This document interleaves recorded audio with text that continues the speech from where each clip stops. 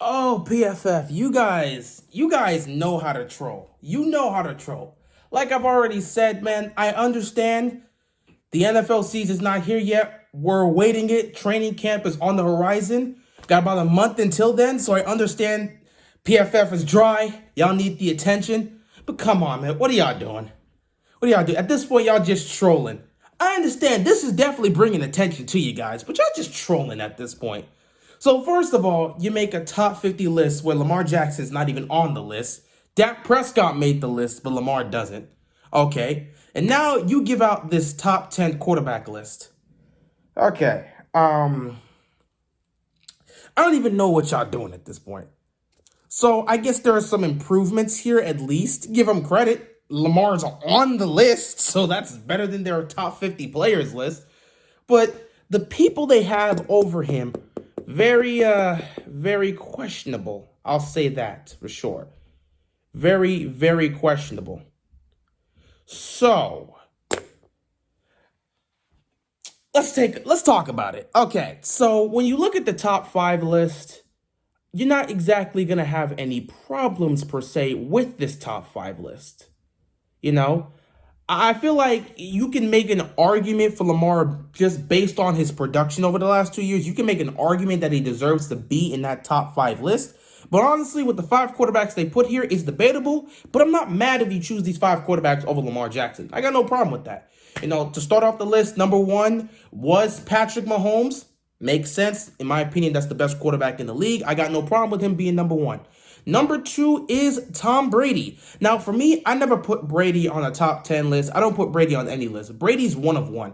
He's the only player in the history of this game, or at least the only quarterback in the history of this game, that could be like ranked top 20, just have a bad season or an off year, and he'll still find a way to carry his team to the championship. I don't know. He'll come up here. He'll be a middle-of-the-road quarterback in the regular season. He'll go into the postseason, and he'll come up clutch time and time again, take his team at least to the championship game, or they'll make it to the Super Bowl, and they'll win the championship. So Brady is one of one. He's unique. I don't know how he continues to find a way to do this, but he just doesn't. He's just that guy. So even though I don't like him as a player, I respect him. At the end of the day, I don't like putting him on any list. No, I don't put him. But I understand why you would put him on this list. Okay, you want to put him at number 2. Cool. Aaron Rodgers, number 3. In my opinion, that's the greatest thrower of football. The greatest thrower of the football I've ever seen. And honestly, I would say the greatest thrower of the football in NFL history. It used to be Dan Marino, but Aaron Rodgers came on the scene. Patrick Mahomes is trying to rival that. We'll see if he can. But again, I've seen Aaron Rodgers do things I've never seen any other quarterback do in the history of this game. So I understand why you would put him there. Not to mention, he's coming off an MVP season which he was spectacular. He was spectacular last year. That MVP season was beautiful by him. So putting him on the list, that's fine. Next after that, Russell Wilson. I don't have a problem with putting Russell Wilson on the list. Russell Wilson has been one of the more consistently great quarterbacks in the league over the last several years. He's consistently guided his team to the postseason, and for a majority of those, they've won at least one playoff game. He's always been in talks he's always been in the MVP conversation, but he just hasn't won one. So I'm not mad. You put him there. A lot of people will take Russell Wilson. Not to mention this guy just stays healthy. I don't have a problem. It's debatable, but I can see why people will take Russell Wilson. I got no problem if you pick that. Number 5, Josh Allen. Again, this is one I feel is very debatable. Personally, to me, I would take Lamar over Josh Allen. Maybe I might make a video on that someday, but I would take Lamar over Josh Allen, but I'm not mad at anyone picking Josh Allen, and I'm certainly not mad at Josh Allen being on this list. No problems with that. Again, look at what he did last year. He had an MVP type season for himself, and you can only hope that now that he's put the pieces together, he'll continue to play at this elite level. So I don't have a problem with him being on that list, because what he did last year was spectacular. Had Aaron Rodgers not had the season he had, Josh Allen was definitely going to win the MVP. So I got no problem with that. Where I have the problem is with the bottom 5. They ranked 4 quarterbacks above Lamar Jackson. Dak Prescott, Kirk Cousins, Matt Ryan, Baker Mayfield. PFF believes they're all better quarterbacks than Lamar Jackson. This is where I'm saying the trolling's coming from. Really, all these guys are better than Lamar Jackson. You know, PFF, it's a good thing your main focus is about getting clicks and attention for revenue, because if your job was based on accuracy and facts and just being objective, y'all would have been fired a long time ago, because this is nonsense. Dak Prescott's on the list. Kirk Cousins. Dak Prescott being on the list, again, that's debatable, but you know what? We could argue that all day, but just in terms of production, hey, you know what? He's been to the playoffs a couple times. You can make an argument for him being on there. But to put him above Lamar Jackson, to put Kirk Cousins and Matt Ryan above him, really? Okay, so like I did with the top 50 players video, we're just gonna look at the numbers. Since you know you guys want to do this, just based on production. Now, let me say it right now. All of the 9 quarterbacks that are ranked above Lamar on this list, they all beat Lamar Jackson in passing yards. Maybe that's why he's ranked so low. This love and obsession with passing yards has really just blinded people from the true important stats. People don't care about the touchdown pass anymore. They don't care about passer rating. What they focus on is the passing yards. Well, he threw for 500 yards and had a pass. Like, he threw for 500 yards, so it doesn't matter if he threw the 2 interceptions. He threw for 500 yards. He's not the reason they lost today. It's like the love and obsession over passing yards has overtaken people's minds to the point where they think that's the most important stat. They don't even care about touchdown pass anymore. They don't care about touchdown to interception ratio. They don't care about pass rating. They don't care about QBR. They don't care about the efficiency stats. They don't care about none of that. Their main focus is on passing yards. And passing yards are the most overrated stat in the game. It does not truly evaluate what a quarterback can bring to the table. So I just don't understand this love for it. But maybe that's why they rank Lamar so low. I don't know. But if we take a look at a couple of the important stats here, and we just compare them to everyone else, you'll find that Lamar beats everybody else that's above him from like the bottom. I'm not going to go into the top 5, though I will say for Josh Allen, I do have his numbers here over the last 2 years. And again, Lamar beats him out in that. But again, for this bottom 5, it doesn't make sense for Lamar to be ranked below these guys. Over the last 2 years, just as a passer, we're not going to get into his rushing stats. Over the last 2 years, Lamar has thrown 62 touchdowns to 15 interceptions. He has a passer rating of 106.6. And of course, he has the best record during that time. Kirk Cousins, 61 touchdowns, 19 interceptions, a passer rating of 106. Very close to Lamar's, but Lamar still beats him out on that. And this is just Lamar as a passer. So again, and not to mention his record as a team is better, but we're not going to use records for this. We're just using individual stats. So Lamar should be ranked based on production, just as a passer, because we already know what Lamar can do as a runner. Just as a passer, Lamar's stats better than that. Baker Mayfield, over the last 2 years, 48 touchdown passes, 29 interceptions, 86.9 passer rating. Matt Ryan, 52 touchdowns, 25 interceptions, 92.7 passer rating. Dak Prescott, 52 touchdowns. Actually, you know what? With Dak Prescott, he was injured last year, so I didn't want to use those stats. I wanted to use his 2 best statistical years, so I used those and combined those 2 seasons. Based on that, in those 2 years, his 2 best statistical years, 52 touchdown passes, 19 interceptions, passer rating 98.4. What are we doing here? Just based on the production, I can guarantee you right now, we switch these numbers and give it to any of those other quarterbacks and compare it to Lamar, that's the number one thing they're going to point to where they say, this is why they're better. Just look at this. This is why they're better than Lamar. Lamar is beating all these guys out on production in a 2-year span, and yet he's ranked below all of them. I don't know how that works. Also, just side note for Josh Allen over the last 2 years, 57 touchdown passes, 19 interceptions, passer rating of 97.4. Like I said, it's debatable whether or not you could choose between Allen or Lamar. But again, I'm not mad if you choose Allen because Allen's season last year was something spectacular. I loved watching that season. So again, I wouldn't be mad for him being put, over Lamar in the top 5 if he felt the need to. I wouldn't mind that because again, with his size to be able to play at this production and his big arm, I could see why you would want to take him. So I got no problem with that. But these other 5, no. And another thing that I haven't even addressed. Baker Mayfield, Kirk Cousins, Matt Ryan.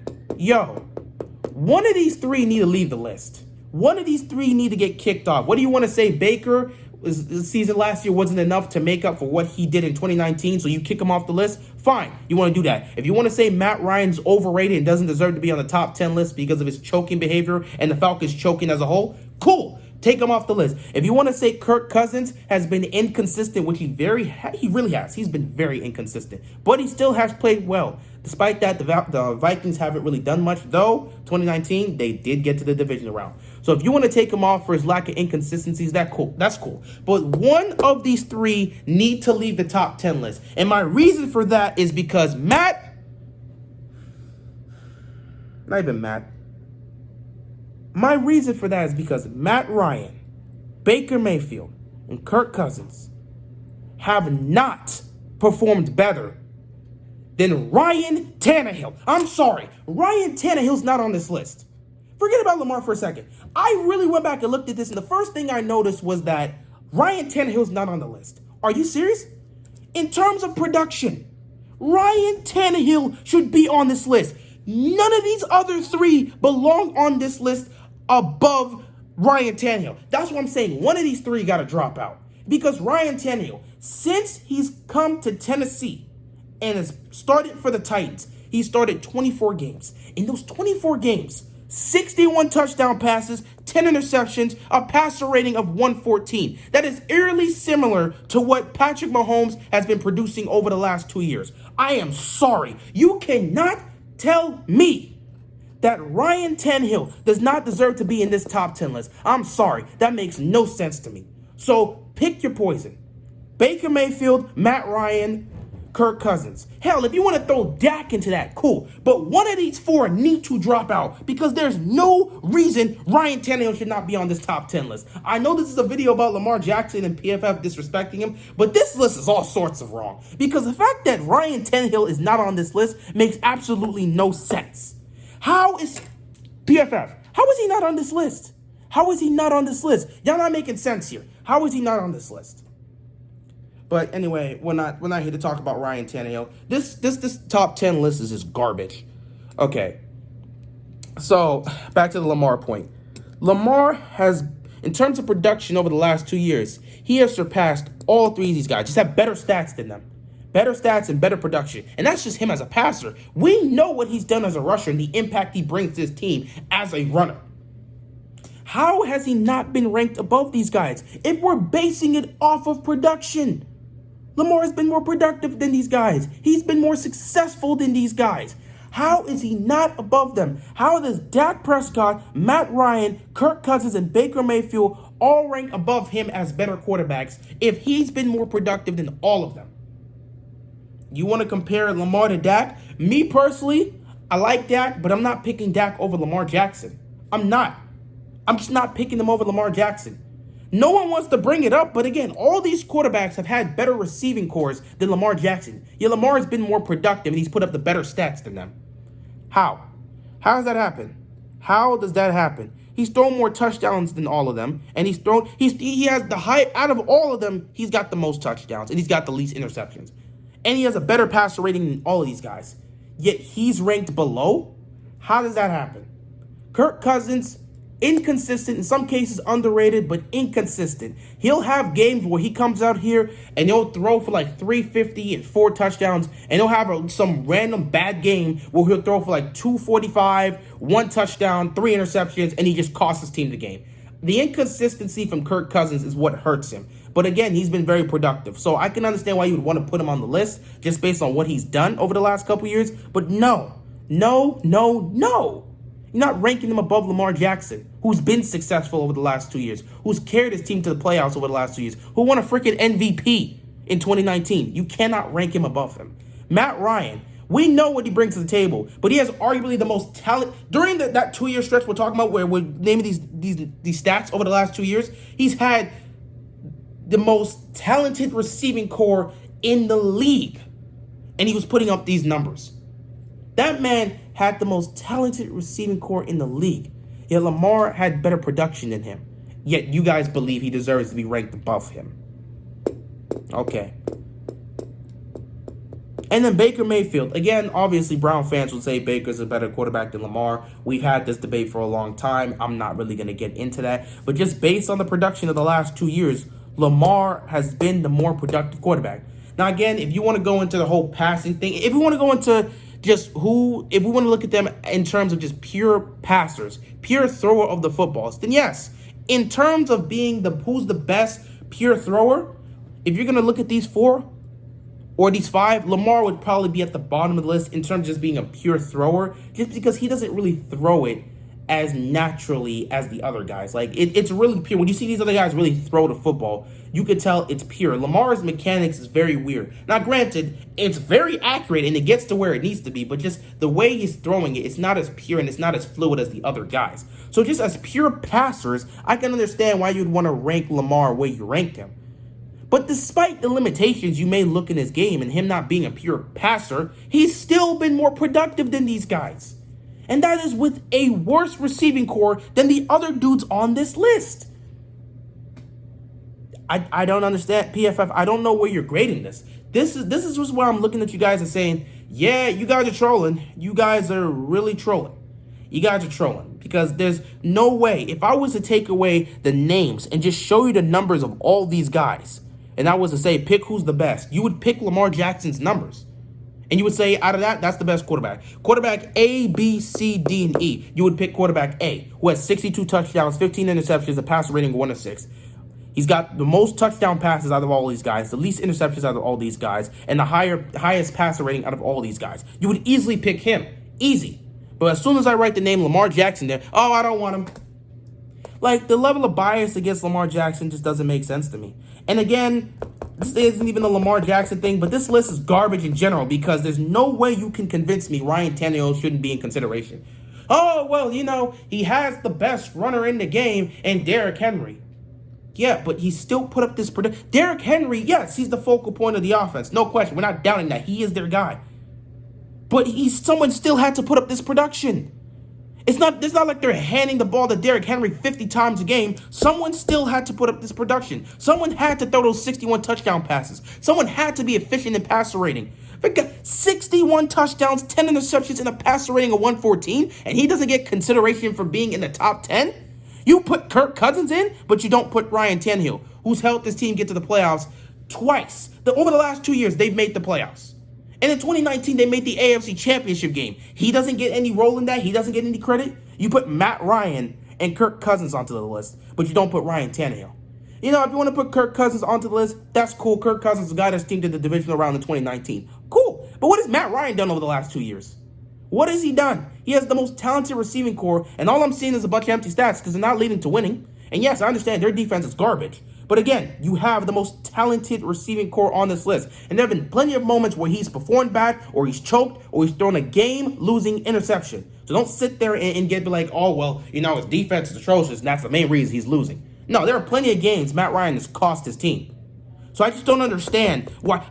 At this point, I'm not even mad at the Lamar Jackson thing. I'm more pissed off that Ryan Tannehill is not on this list. I might have to talk about this because, I'm really looking at this and thinking to myself, Ryan Tannehill's not on this list. How? How is he not on this list?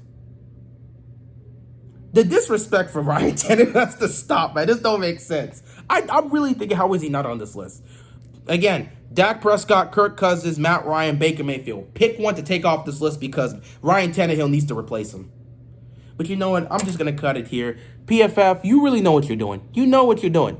You're doing all this for attention. You guys love to troll because Lamar is such a controversial topic that it's going to get views. People are going to talk about it. But again, you cannot convince me that Kirk Cousins is a better quarterback than Lamar Jackson. You cannot convince me Matt Ryan right now is a better quarterback than Lamar Jackson. You cannot convince me that Dak Prescott is a better quarterback than Lamar Jackson. And again, Baker Mayfield, I'm not taking Baker Mayfield over Lamar Jackson. Just based on the production and the fact that he's working with the worst receiving core out of these five, he's working with the worst receiving core and arguably working with the worst receiving core in the league. Though you can argue the New England Patriots last year had the worst receiving core. I'd make that argument. But yeah, he's working with one of the worst receiving cores in the league, and his receiving core is not even close to the receiving cores these other guys have had. So despite him having the worst receiving core out of the bunch here, he's been the most productive. He's been the most productive and been the most successful out of all of these guys in the last 2 years. So I just don't understand how you would rank all these other quarterbacks above him. I don't understand it. I'm not gonna touch the top 5 because I feel like, again, you can make debates and arguments for that. Though I'm not arguing 1 through 3. Again, I'm not arguing 1 through 3. 4, I'll make a little argument, but I'm giving it to Russell Wilson because he's been consistent for years. Josh Allen, I can make the argument though. But other than that, nah, the top 4 I can pretty much leave alone. But yeah, this bottom 5 that they had here, putting Lamar at 10, this is you guys trolling. You're clearly trolling here because this doesn't make sense. Just based on production. Even if you go deep into the accuracy, you'll see Lamar's within the top 10. Honestly, Lamar should be ranked somewhere between 6 and 8. If you're looking, really, if we're giving an honest assessment, take off the bias, take off the fact that a lot of people don't like his play style, take off all that. If we're being serious, based on the production he's had over the last 2 years, he should be ranked somewhere between 6 and 8. Like, me being a Ravens fan, I could probably I'll show some level of bias and say, you know what, he deserves to be in the top 5 just based on production. But in all honesty, just being unbiased, being objective, whether you like Lamar or don't, based on his production over the last 2 years, he deserves to be somewhere between 6th and 8th place.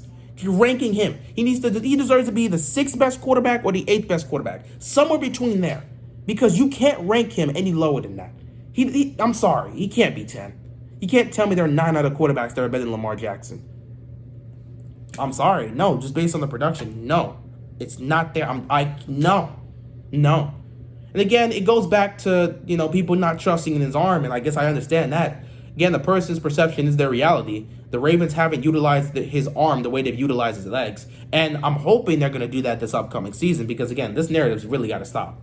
They have to utilize this man's arm and let him do what he's got to do. Otherwise, people are not going to take him seriously as a passer. More and more crap like this is going to keep coming out if the Ravens don't start letting Lamar Jackson throw the football and be a quarterback and do what he needs to do. Because he's been a quarterback the last 2 seasons, but nobody's been caring or really giving him the credit he deserves because they're still utilizing his legs more than they do his arm. That's why he has all these design runs.